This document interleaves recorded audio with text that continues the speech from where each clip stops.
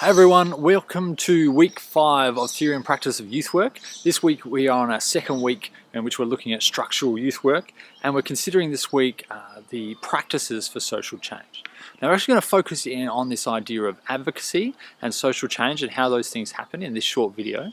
And these ideas are connected in youth work to a principle called primary client.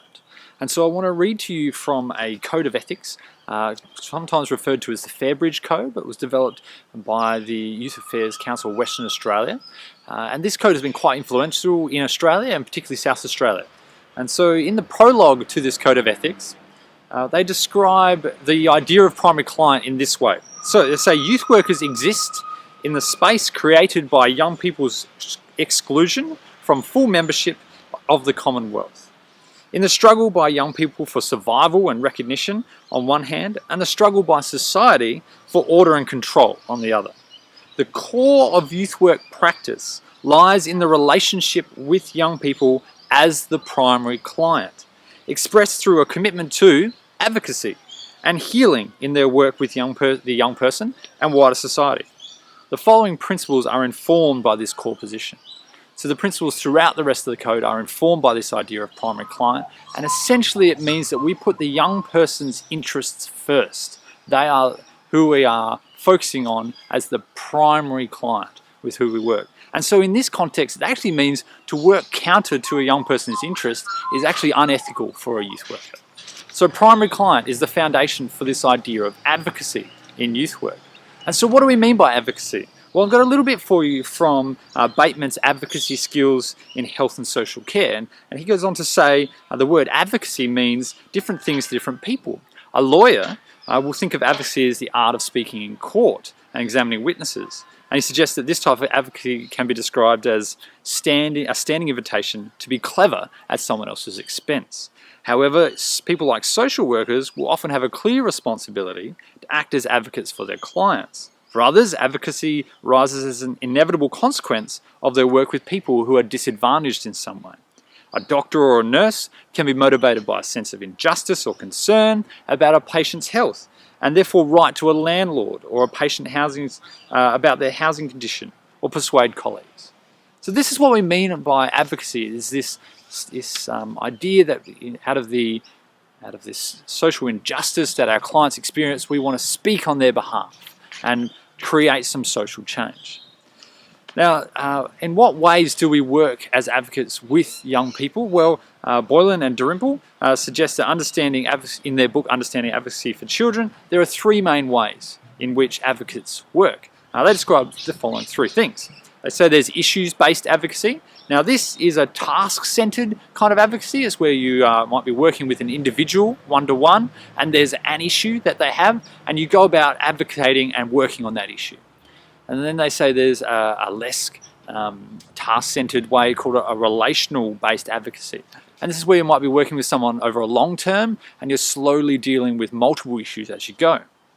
The final way they describe is a general issues-based advocacy. And this is the type of advocacy that takes place where there's a campaign to run some sort of structural change in and around the issue that you're interested in. So it's almost like a micro level. There is the issues-based and the relational-based, and then this is more of a macro kind of advocacy. So we can think about advocacy in those ways at multiple levels. And so if we're thinking about advocacy at multiple levels, we need to also think about social change at multiple levels. And in your readings for this week with Beck and Purcell in their popular education, they'd also describe 3 forms of social change. So they say that there is legal and policy change, and that's around, of course, changing laws within government. There's economic change, so we're trying to change the circumstances people are in or give them access to resources like education, which can improve their circumstance. Or there is individual change. So again, where we're working with individuals to change their beliefs and their personality or lifestyle.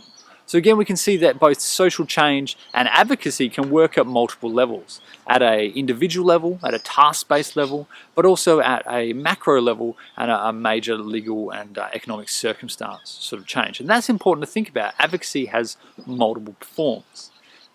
It's also worth knowing that advocacy as an idea, particularly done by social workers and community workers like youth workers, comes under a lot of critique. And some of the classic sociological thinkers in particular, like Marx and Gramsci and Foucault, are quite unsure and skeptical about the role of advocates.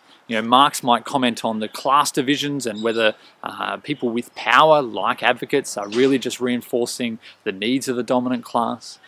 Likewise, Gramsci asks questions about the ways that we think and talk, and hegemonic ideas, dominant ideas, and whether, again, we're just reinforcing those if we're speaking on behalf of people, or whether we should actually just let the people speak for themselves. And of course, Foucault is always questioning and saying everything, every form of knowledge is dangerous, so we have to be wary of that. I'm not going to go into that in great detail. I don't think you need to know that at this stage, but if you're interested in the critique, do check it out. It's worthwhile. So what kind of youth work will you do? Many youth workers are interested and attracted to youth work because they like the relational element of it. But other youth workers are also attracted to the idea that their work can be effective at changing the circumstances of young people and representing young people at a structural level around policy and around government. And so this is the kind of advocacy and kind of work that we refer to as structural youth work. And that's why we're talking about that for this week. Sapin goes on to give us a couple of good examples in her book Essential Skills for Youth Work about the kind of work that advocates and structural youth workers do. So you might be an advisor. You might be enabling young people to contribute to a decision-making process. You might be an advocate, like we've been describing. You might be a networker, building links between organisations and giving opportunities for young people's voices to be brought into that conversation. You might be a researcher, consulting young people and then amplifying their voice into a broader space. Or you can be an activist, supporting young people to take action and to mobilise against some social and create some social change. So there's multiple ways in which youth workers can act in a structural space, and it's not exclusive. You don't have to be just a personal youth worker, a relational youth worker, or a structural youth worker. You can marry the two. But the question you should ask yourself at this stage is, where are your strengths? You're likely to be attracted to this work because you enjoy the personal aspect.